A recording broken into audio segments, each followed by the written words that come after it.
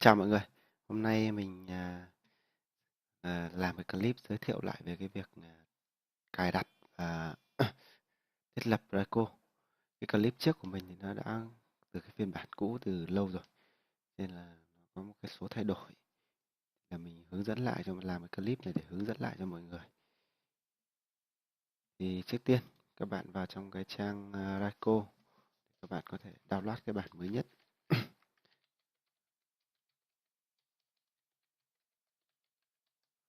Đấy, raidcall.com.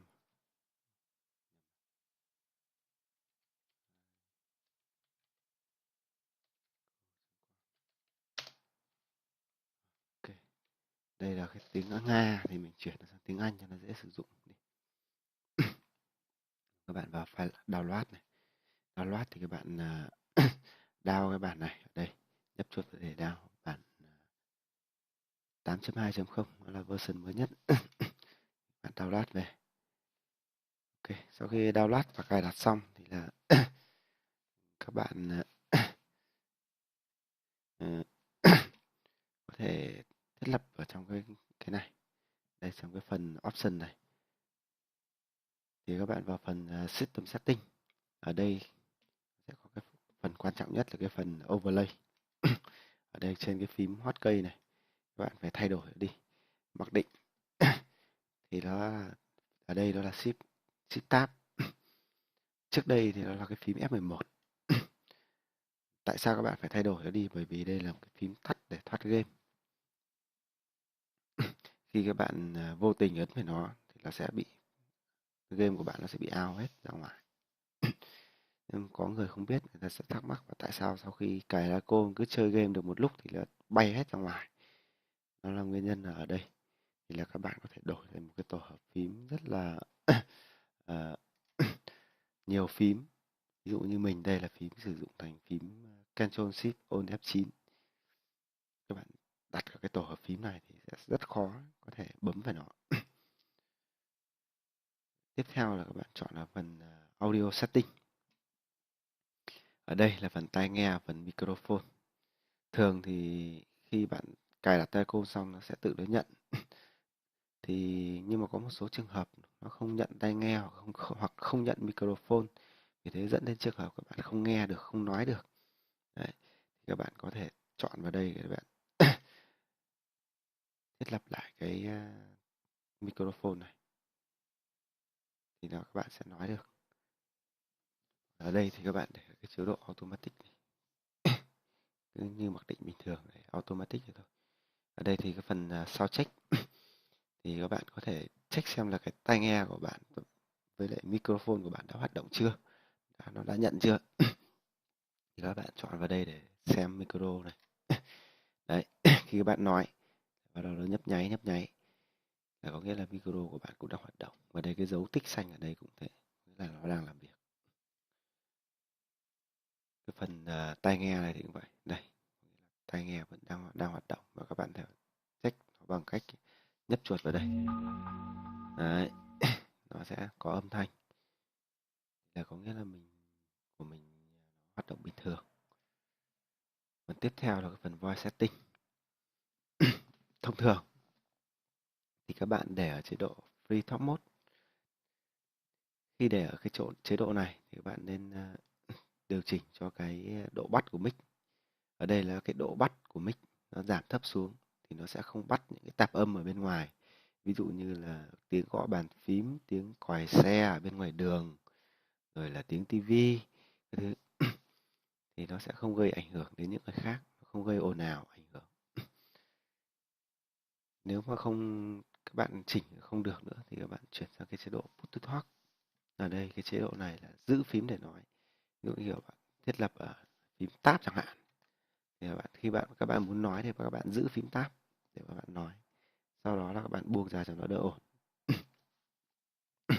Ở đây thì các bạn có thể tùy chọn bất cứ phím nào các bạn muốn. Phím 1, phím 2, phím 3 hay là A, B, C. Bất cứ một phím nào các bạn thích. Nó rất là đơn giản. Những cái này thì không có gì cả. Chỉ là thiết lập những cái bật tắt. Không có gì hết. Quan trọng là những cái kia thì mình đã hướng dẫn rồi. Còn ở đây nữa thì là mình hướng dẫn thêm về cái chỉnh sound ở trong máy của các bạn. Đây là phần các bạn vào phần recording. Đây là cái phần tai nghe ở đây. Như mình sử dụng là tai nghe microphone. Dấu xanh ở đây có nghĩa là cái tai nghe này. Cái microphone này đã được thiết lập để hoạt động làm việc. Bạn nhấp chuột vào đây, nhấp nút vào đây, xong bạn chọn cái phần ví dụ như kiểu là phần này, đi vào này điều chỉnh âm lượng của microphone. Các bạn cũng chỉnh, không nên chỉnh cao quá, chỉ chỉnh thấp xuống thôi để nó không bị quá to. Ở cái phần này thường thì như của mình thì là không có tích ở đây, nhưng một số microphone khi tai nghe khi lắp vào thì nó tự động nó tích ở đây, mặc định nó tích ở đây, thì khi các bạn nói nó sẽ gây ra cái tiếng vọng rất là khó chịu. Các bạn bỏ tích ở đây đi, nó sẽ không gây ra tiếng vọng nữa. Tiếp theo còn một cái ví dụ như là một số bạn nào đấy mà sử dụng tai nghe laser chẳng hạn, hướng dẫn các bạn thiết lập cái phần tai nghe. Ở đây thì các bạn có thể test thử cái tai nghe của các bạn. Đấy.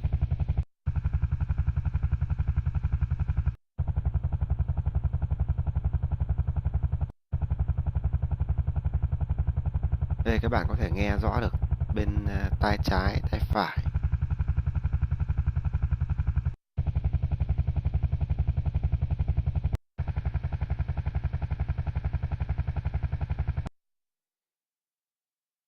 Có cái này là nó sẽ nghe được nhiều góc khác nhau và nó hiển thị âm thanh khác nhau. Trước mặt, đằng sau lưng, chéo bên phải, chéo bên trái, hai bên. Các bạn test xong thì có thể nghe âm thanh nó tốt hơn, biết được rằng là tai nghe của mình nó hoạt động có ổn hay không. Ở đây là phần bass này, các bạn có thể chỉnh bass để nghe tiếng. Nếu các bạn muốn nghe tiếng nó trong hơn, rõ hơn, các bạn tích vào đây để các bạn nghe tiếng. Ở đây thì nghe tiếng của nó rất là trong và rõ ràng, nó không có trầm như kiểu cái tiếng bass, nhưng mà mình thích để nghe cái tiếng này hơn bởi vì nghe nó tiếng nó vọng, nghe được xa hơn. Đây là phần mic. Cái phần mic này là cũng ảnh hưởng đến cái việc bạn nói ở trong raidcall. Vì thế cho nên là các bạn thiết lập ở đây mic của bạn cũng chỉ cho nhỏ xuống khoảng 40 thôi. Cái phần độ bắt của mic này ở đây cũng thế, các bạn cũng chỉnh thấp xuống, như mình ở đây để là 60. Ở đây các bạn ví dụ như kiểu trong khi các bạn chơi game, các bạn thấy tiếng của raidcall nó quá to, các bạn có thể thiết lập, các bạn chỉnh cho cái tiếng của raidcall nó thấp xuống được, và có thể chỉnh cho tiếng của game nó to hơn lên vì các bạn thích thiết lập cái phần này.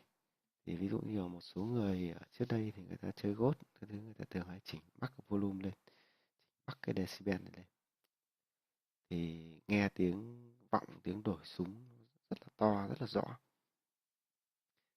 Chỉnh bắc hết toàn bộ lên, nghe rất là rõ ràng, nhưng mà nghe nhiều có thể chắc là điếc tai, bởi vì là mới đầu mình nghe mình thấy cũng rất là sướng, nhưng mà một thời gian sau dần dần nó tai nó như là điếc ấy, nghe nó cũng thấy bình thường. Mình nghĩ chắc là nó cũng không tốt lắm bởi vì cái decibel nó hơi cao, nó ảnh hưởng đến tai của mình. Tốt nhất là nên để ở chế độ bình thường, trung bình này thôi, tốt nhất. Thôi, đây là những cái kinh nghiệm mà mình biết, hướng dẫn lại với mọi người. Nếu mà ai chưa biết thì có thể tham khảo để cài đặt cho mình cái eco rồi sao các thứ cho nó cảm thấy nó mỹ mãn nhất, hợp ý mình nhất.